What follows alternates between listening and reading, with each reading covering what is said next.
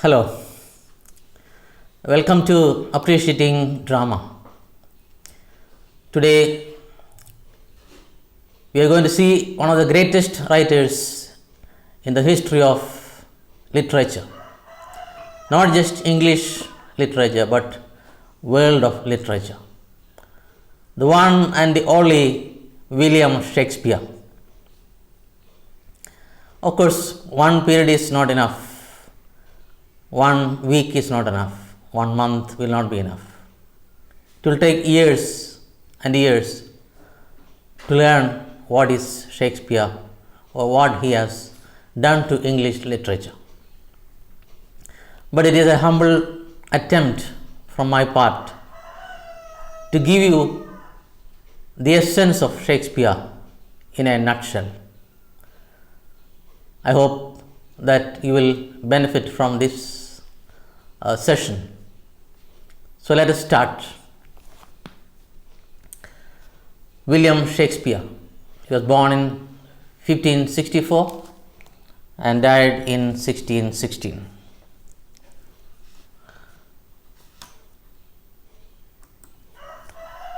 His early years.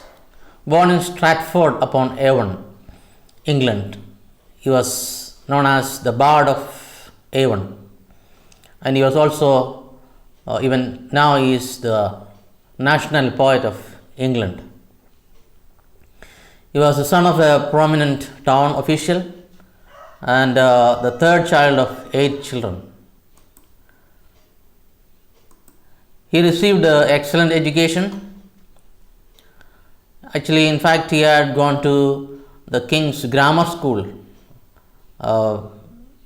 where he received definitely standard education, at least the basic education, because those days grammar schools are almost like the CBSE schools of today. Because science was not that developed, that's why it is known as grammar school. They gave more importance to language. So he had very good education as far as language is concerned. Otherwise, he could not have done what he did to English language, contributing so many words and idioms.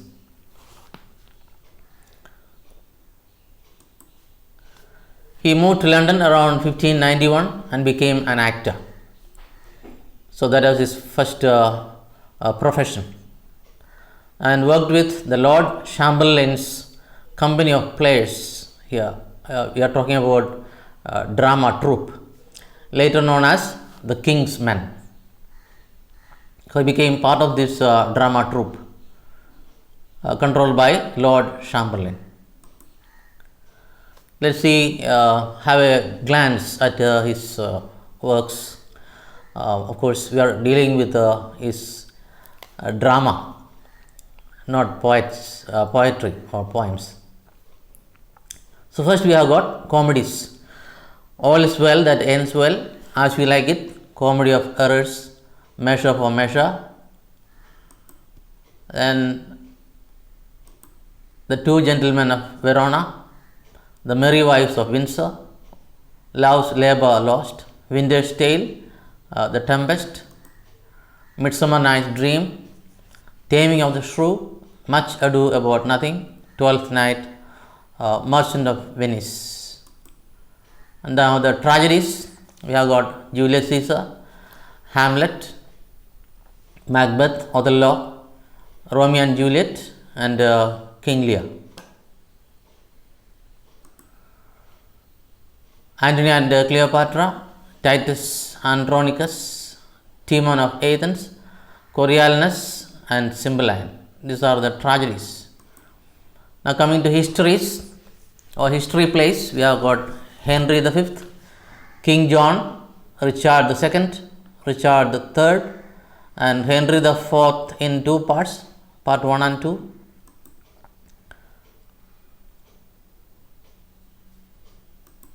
Then we have King John, Henry VI, we have got 3 parts, and Henry VIII. So these are the major dramas of Shakespeare. And mostly they are divided into three. There are also other kinds of divisions, but we will stick to these three. He wrote 37 very successful plays, besides 154 sonnets and 2 narrative poems. So, this is what he had achieved during his lifetime. 37 dramas. Almost everyone is becoming famous later and played throughout the world. Besides that, he had also written 154 sonnets, short poems, and 2 long poems. His vocabulary was huge, somewhere between 17,000 and 34,000 words he has used. That is unbelievable, because the estimated vocabulary of an educated person is around 15,000 only today. So, we can imagine that he was such a genius.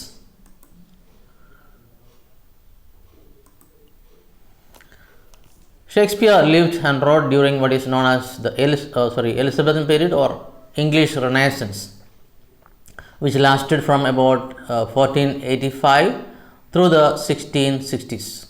So, that is a period of Renaissance in English. And there is also another important age, that is Elizabethan age. There was a period of Queen Elizabeth, that is from 1558 to 1603. So, you find the merging of these two ages during the time of Shakespeare, Renaissance as well as Elizabethan age.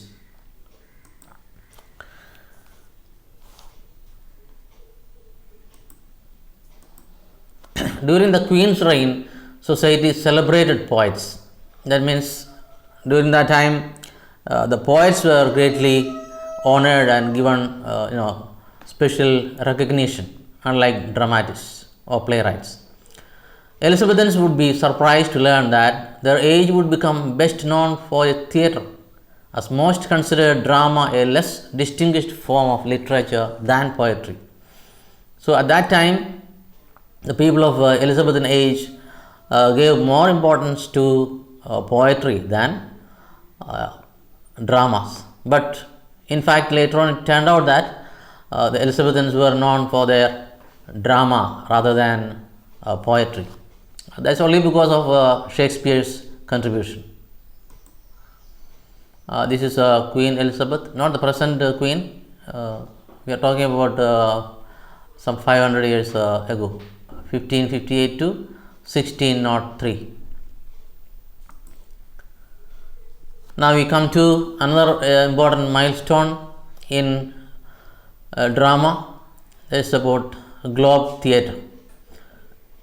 Shakespeare and Lord Chamberlain's men performed at Burbage's Theatre until 1599, when they built their own playhouse, the Globe. So, first they were using another person's theatre, Burbage's Theatre. Later on, this Chamberlain's men, including Shakespeare, they built their own theatre named the Globe. Shakespeare referred to the globe as this wooden O, a term that led scholars to believe it was a circular building.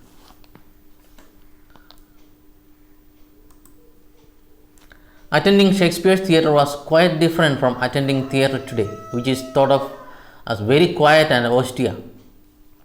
So, we may think that during the time of Shakespeare, people were behaving very disciplined manner and all that, very quiet. No, it is not.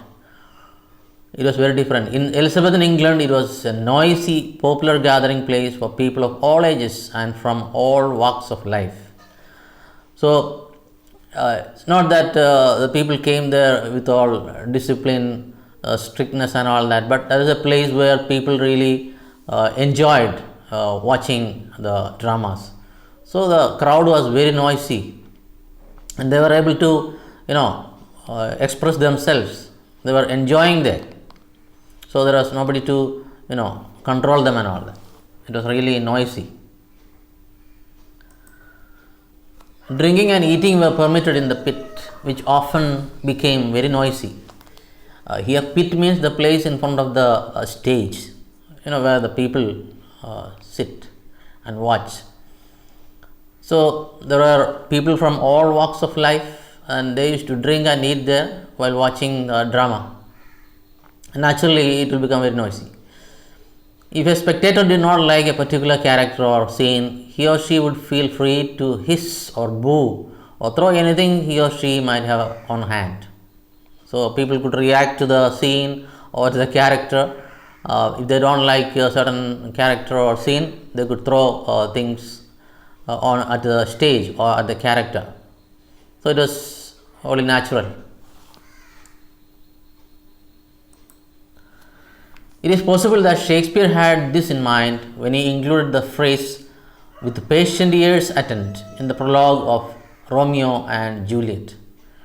So prologue means the introduction to the drama. So in that introduction, actually Shakespeare is actually requesting the people, the audience, to be patient, or to be quiet.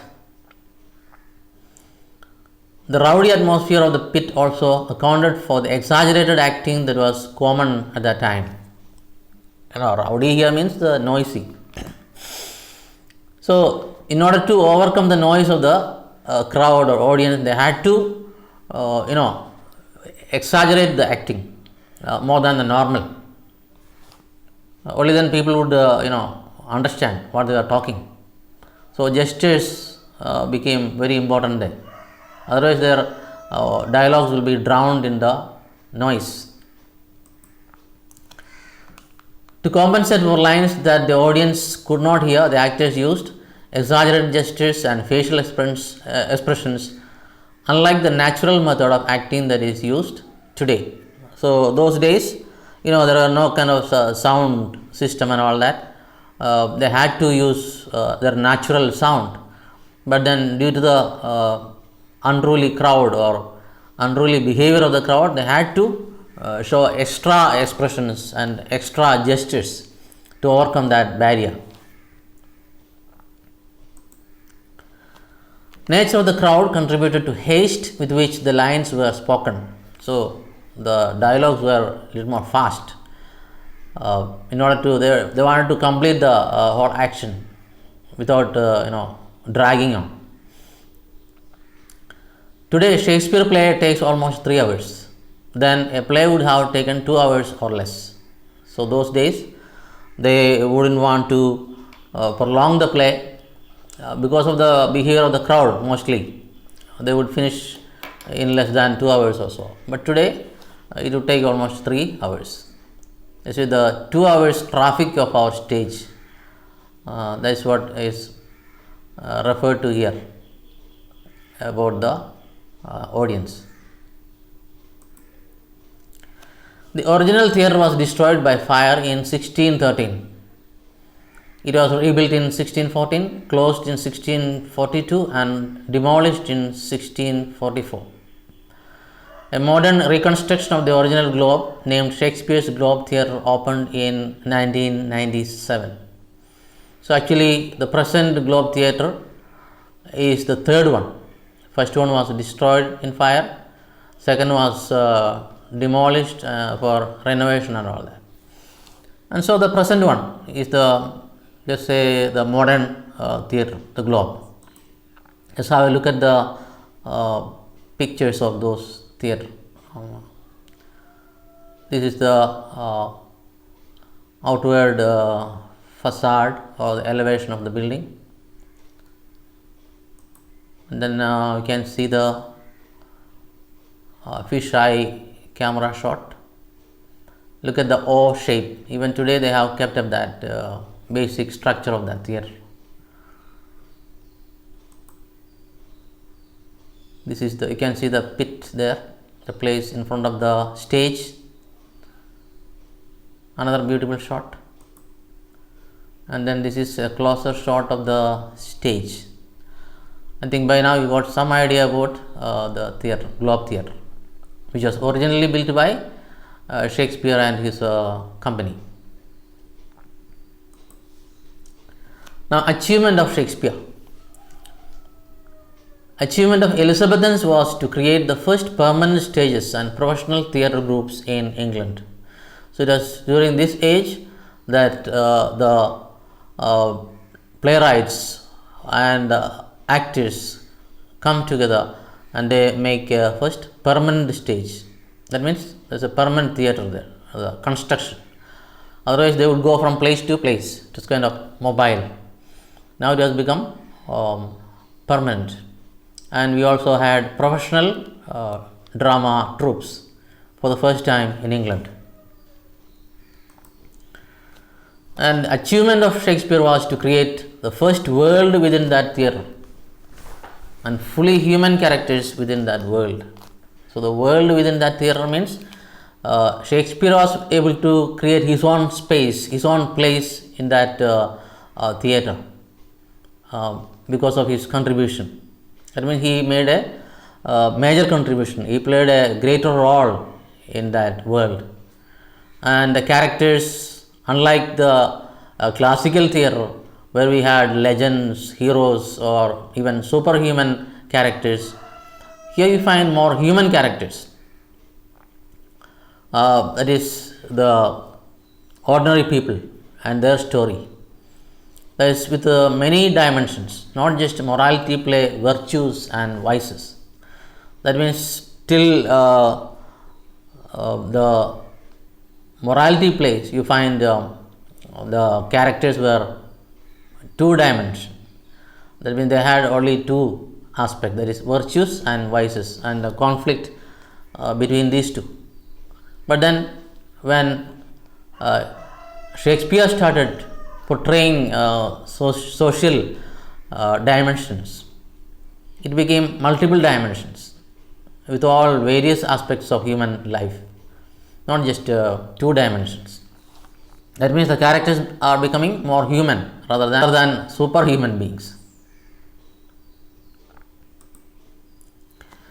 With a few exceptions, Shakespeare did not invent the plots of his plays. Sometimes he used old stories. So here we are talking about Shakespeare's sources. That means from where he got the ideas for his plays. Of course, many people accuse Shakespeare of kind of plagiarism.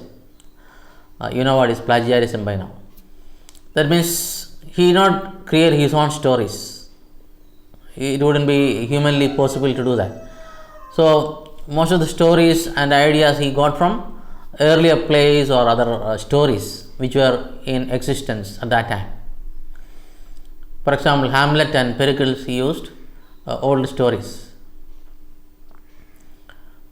Sometimes he worked from the stories of comparatively recent Italian writers such as Giovanni Boccaccio, using both well-known stories.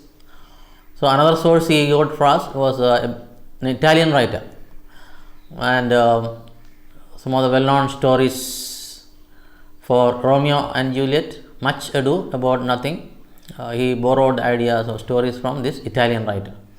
And little known ones, Othello, not well known story, but again he got the idea from another source. And we know that Othello was adapted in Malayalam, the movie Kaliyattam by Jayaraj, acted by Suresh Gopi, Lal, Manju Variyar and all that.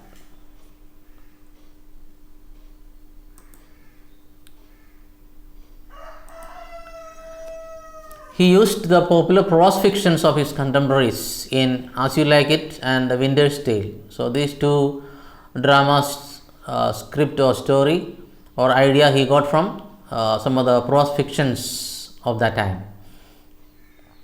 In writing his historical plays, he drew largely from Sir Thomas North's translation of Plutarch's lives of the noble Grecians and Romans for the Roman plays.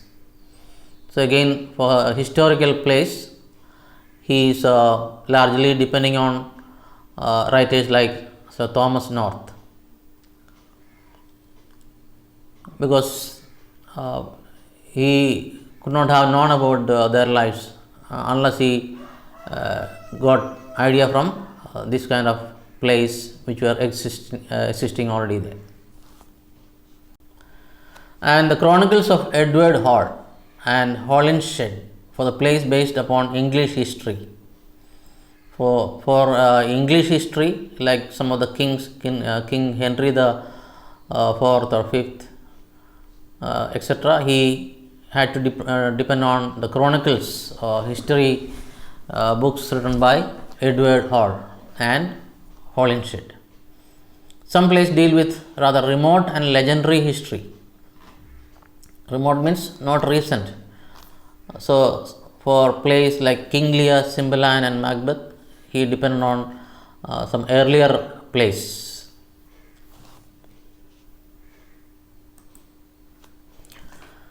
Earlier dramatists and had occasionally used the same material. There are, for example, the earlier plays called The Famous Victories of Henry V and King Lear. So, there are already some plays with the same title. That means they were written by somebody else. So, just like Shakespeare, there are also other writers who wrote similar works based on the older stories. But because many plays of Shakespeare's time have been lost, it is impossible to be sure of the relation between the earlier lost play and Shakespeare's surviving one. So, there are a lot of similarities between his original play and the earlier plays, and some of them were lost and all that. So, we don't know exactly which one is the real one or which one is written by Shakespeare. In the case of Hamlet, it has been plausibly argued that an old play known to have existed was merely an early version of Shakespeare's own. So, some thought that there are two plays, one was written by somebody else and the second was written by Shakespeare, like the story of Hamlet. But it seems both these versions were written by Shakespeare. Maybe Shakespeare only revised the same play written by him. It's not a different play written by somebody else. So, these are some of the important points to note about Shakespeare's theatre. Of course, we cannot summarize the works of such a great person like Shakespeare in a period. I know I have not done full justice to Shakespeare. It's kind of, you can take it as a kind of introduction only.